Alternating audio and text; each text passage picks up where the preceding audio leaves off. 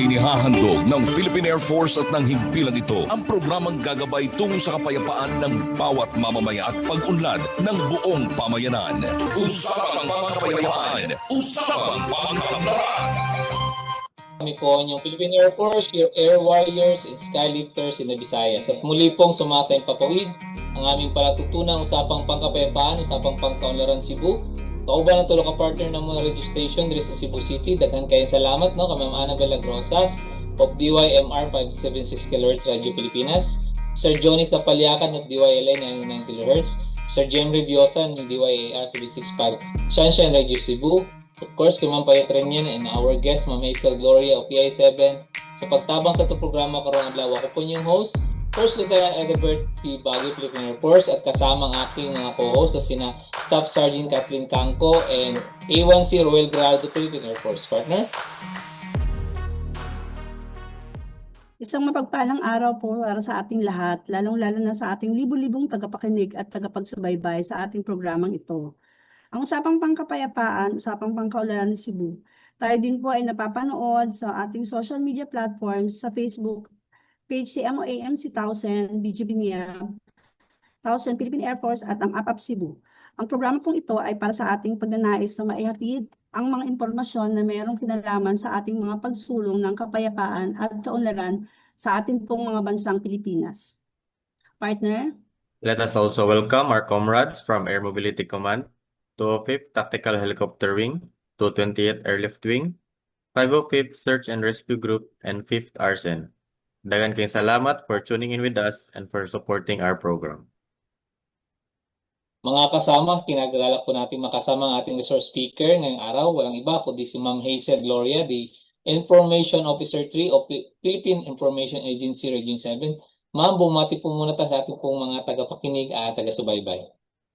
Hello, good afternoon po sa lahat ng mga listeners, sa mga viewers po natin sa 3 stations, sa DYAR, DYLA, and DYMR Radio Pilipinas Cebu, and of course, to the Philippine Air Force, First Lieutenant Baguio. Sir, thank you so much. And yung sa kasama niyo po si Staff Sergeant Kathleen Cangco and the rest po, the team, thank you for inviting PIA sa inyong programa po, itong Up Cebu. Yes, ma'am. Thank you, ma'am. No? Partner? Kumusta naman po kayo, ma'am? With regards po, ma'am, sa sa situation namin po dito, yung sa mga personnel po namin sa PIA, so far we're okay. Okay naman po lahat yung mga personnel natin ngayon sa PIA. And despite po yung sa mga sunod-sunod na mga calamities no na pinagdaanan natin, tuloy-tuloy pa rin yung trabaho namin sa PIA to disseminate the right information to the public. At to help them no uplift their lives, yung mga status nila, especially sa mga pinagdaanan din nila, they really need to know, deserve to know kung ano po yung mga tamang informasyon na kailangan nilang malaman. And for PIA personnel naman po, kami it's our job no to inform the public kung ano yung mga tama na mga informasyon. So tuloy-tuloy pa rin yung trabaho, tuloy-tuloy pa rin yung serbisyo natin bilang public servant. Yes, ma'am, no? At it's good to know na okay naman po yung mga personnel natin dyan sa PIA7, ma'am. Yes. Para naman po, Kahit na po, sir, medyo pagod na rin sa dami ng trabaho, but it's still our job, no? Being a public servant to really serve the people in the right way po. yes, ma'am, thank you for your service, ma'am, no? At para naman po sa aking katanungan, ma'am, ano po ba ang mission at function ng PIA7? Okay. For Philippine Information Agency po, we are committed to provide a national mechanism for the free flow of timely. Yun naman po talaga, di ba, yung timely, accurate, and relevant information na kailangang malaman po ng publiko. And to enhance people's capabilities in decision-making and identification of opportunities for growth and development. And of course, to promote people's participation in democratic process. And for our function naman po, we are as the only government information network capable of reaching grassroots communities through its 16 regional offices. So we have, in PIA kasi nationwide, we have the 16 regional offices and 78 information centers. So kami lang po yung may mga maka-reach out po doon sa mga barangay, sa mga CTOs po natin kasi meron po tayong mga information centers po doon sa mga areas po na yon. So PIA serves as the government's communication arm, focusing on development communication. So our aim is to disseminate information about government's programs, services, and projects to the Filipino public. So our client is, of course, number one is the President, the national government agencies, the local government units, and of course, the community po. Thank you, ma'am, no? Bali po yung PIA Region 7, ma'am, yung pinaka-main office niya po is dito sa Cebu, ma'am. Cebu, yes. Dito po sa Gorordo Avenue po. Okay, ma'am. Thank you so much, ma'am, no? Partner? Ma'am, for my question naman po, ma'am. Ma'am, pwede niyo po bang ma-discuss kung ano-ano yung mga latest or mga ongoing programs at activities, ma'am, ng inyong opisina, ma'am? Okay, for PIA dito sa region, for Region 7, I think this is also nationwide, no? Meron naman po tayong weekly kapihan sa PIA, that's every Wednesday. So we're inviting national government agencies, mga civil society organizations, private sectors, as long as they're in partnership with the government. So para po i-share nila kung ano yung mga programs and services po nila. And we also have, lately lang po, katatapos lang namin ng press briefing, especially yung after sa earthquake po, we're inviting various government agencies, yung mga frontliners po, yung who are involved sa disaster response, rehabilitation, and recovery. So kasi kailangan ng publiko na malaman kung ano talaga yung ginagawa ng government. Kasi alam niyo na, di ba, ang daming mga issues, daming mga concerns. So the people also deserve to know kung ano yung ginagawa ng government, ano yung mga response na ginagawa nila, especially after those mga calamities po na pinagdaanan natin. And we also have this Maayong Balita sa Central Visayas. So it's a news video. So we also producing it weekly. We are featuring mga good news po ng mga various government agencies natin. And then we also have yung Balitang PIA 7, another news video featuring po yung lahat ng mga kino-cover namin sa PIA 7. And meron po tayong radio feeds sa DYLA saka sa DYMR, Radyo Pilipinas Cebu. Then we're also inviting government agencies for radio guestings like DYLA, DYSS, DYMR. So yun po, kung sino po yung gustong mag-ask ng technical assistance sa atin na they need also to need to disseminate some programs and services nila through radio. So yun, we are also coordinating with the radio stations. And then yun, attending meetings, especially naman na alam mo pag PIA communication, so parang lahat ng mga councils, lahat ng mga meetings sa agency, no, nandun yung PIA. And we're also close coordination with the RRMC, especially now na tayo naman yung tatamaan ng mga bagyo, di ba? As you notice, fourth quarter of the year. So yun, we are closely coordinating with Pag-asa, sa OCD, sa lahat ng members ng RRMC to provide naman yung kung ano yung mga kailangang malaman din ng publiko. And also, yung last September ba yun, we had our PIA Agio Servicio Caravan sa Hilutungan Island. And of course, we're grateful, no, sa Philippine Air Force na they joined us, no, sa yung medical team nila, no, from the hospital. So thank you so much for that. And of course, we have the Naval Forces Central and BGMP for the haircut. And lahat-lahat na, almost 20 government agencies joined us doon sa information caravan na ginawa natin sa Hilutungan Island. So far, yun yung mga programas na nagawa po namin. Yes, ma'am. Thank you so much, ma'am. No? Ma'am, we have a short break po muna, no? Arang sa gamay ng mga pahinumdum.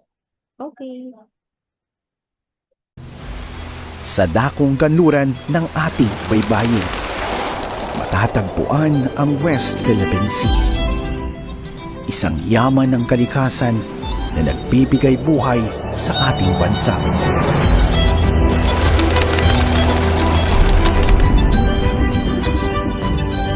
Sagisang ng maunlad na kabuhayan,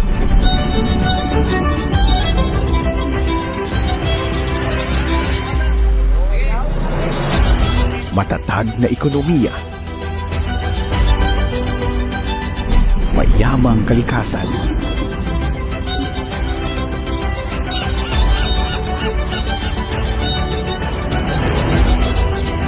potensyal sa turismo, at mayamang kultura. Upang maprotektahan ang lahat ng ito,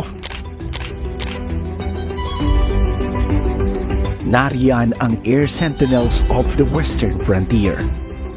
Nagbabantay sa kalangitan. Sinisigurong ligtas ang teritoryong nasasakupan. Government Philippine Air Traffic Charter 291. American Adopted British Maritime Patrol Number Nagsasanay ng mga bagong bayani at tagapagtanggol ng bayan. Nakikiisa sa pagtakuyod ng mga pamayanan. Lahat ng ito para sa iyo. Sama-sama at tulong-tulong tayo. Para sa aking kabuhayan. Para sa kalikasan. Para sa aking mga kababayan. Para sa Palawan. Para sa aking kinabukasan. Kaisa ka ba? Tara na! Kaisa ka ba? Tara na! Kaisa ka ba? Tara na! Kaisa ka ba? Tara na! Kaisa ka ba? Tara na!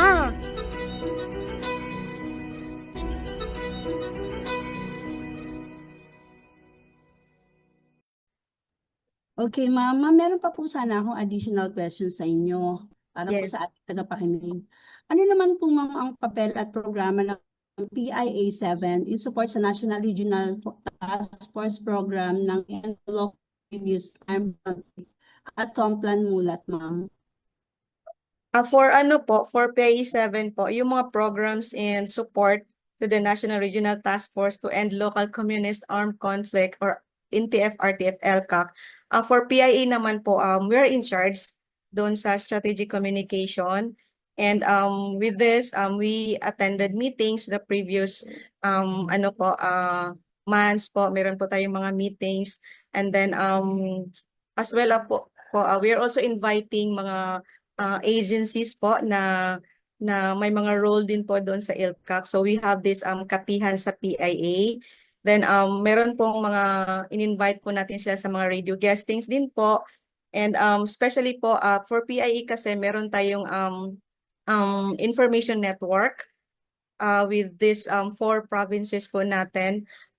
So from there, in-invite po din natin sila yung mga speakers po, yung mga involved agencies sa LCAC, and we allow them to share po kung ano yung mga programs na ginawa din nila, kung ano yung mga services, mga projects po na ginawa nila po for LCAC. And then yun po, meron po tayong mga coverages, then meron po din tayong mga trainings din po, mga briefings din po na ginawa po natin para po sa RTF LCAC po natin dito sa rehiyon po. Thank you, ma'am. Thank you for the information, ma'am. Partner? Yes, partner. Ma'am, ano naman po ang naging partisipasyon or suporta ng PIA-7 regarding sa ating West Philippine Sea, ma'am? For the West Philippine Sea, for PIA naman po, actually this is a nationwide. We had this agreement with Philippine Coast Guard through the spokesperson po ni Commodore J. Tariela in terms of promoting government's transparency strategy in dealing with issues of West Philippine Sea. So we conducted po the following. So last year, we conducted a strategic planning workshop with our PIA 6, 7, and 8. We're having this outlined government strategy for countering China's aggressive acts on its continued claims over the West Philippine Sea. So meron pong mga pinopropose yung PIA kung ano yung mga dapat na nagawin natin in disseminating po those mga tama pong mga informasyon, kung ano pong ginagawa din po ng mga ahensya natin, especially yung Philippine Coast Guard, especially those yung agencies na involved talaga doon sa West Philippine Sea, for clarification po, kung ano po yung mga tamang informasyon na kailangang malaman ng publiko. And then we also have this West Philippine Sea Run at SMC side in support po doon sa programa po natin. And then we conducted briefing on West Philippine Sea with the Regional Association of Development Information Officers or RADIO po in Dumaguete. Then we also have this campus engagement po on understanding the West Philippine Sea issue. So kailangan ding malaman ng mga estudyante natin ngayon kung ano talaga yung status ng Philippines, no, with regards to the West Philippine Sea. Then we also have mga press conferences po with the media. And then we also conducted mga radio interviews po with Philippine Coast Guard Commodore J. Tariela po. Okay, thank you, ma'am. No? Ma'am, may tanong lang po ako regarding dun sa West Philippine Sea run sa SMC side, ma'am. Ito po ba yung spearheaded by PIA 7? Yes, sir. Yung last year ba yata yun? Yung in coordination with Philippine Coast Guard. Ay, parang nag-join po kayo, sir, di ba? Apo, ma'am. Yes, ma'am. Oh, ang dami kasi noon. Okay, ma'am. Thank you so much, ma'am. Partner? Sir, ma'am, atin ng parting statement o messages, ma'am, para ngayong speaker ngayon, ma'am, na si Ma'am Hazel Gloria, Information Officer 3, Philippine Information Agency Region 7. Ma'am, baka po meron kayong additional messages or announcement para sa ating tagapakinig. Okay. Ano lang po, with regards po doon sa mga listeners po natin, especially now, no, na medyo rampant po yung mga misinformation, disinformation, malinformation. So, kailangan lang po sana advice namin sa kanila na we really need to know, no, kung ano talaga yung tama, kung ano talaga yung correct information na kailangan nating malaman. So, beware lang po.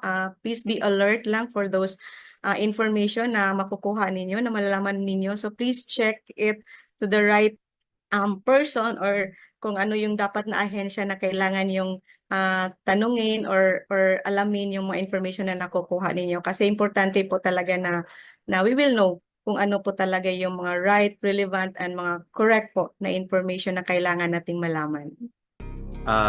Thank you so much, ma'am, for our comprehensive information and discussion you shared to us. Saludo po kami lahat sa ginagawa ninyo sa ating area of responsibility.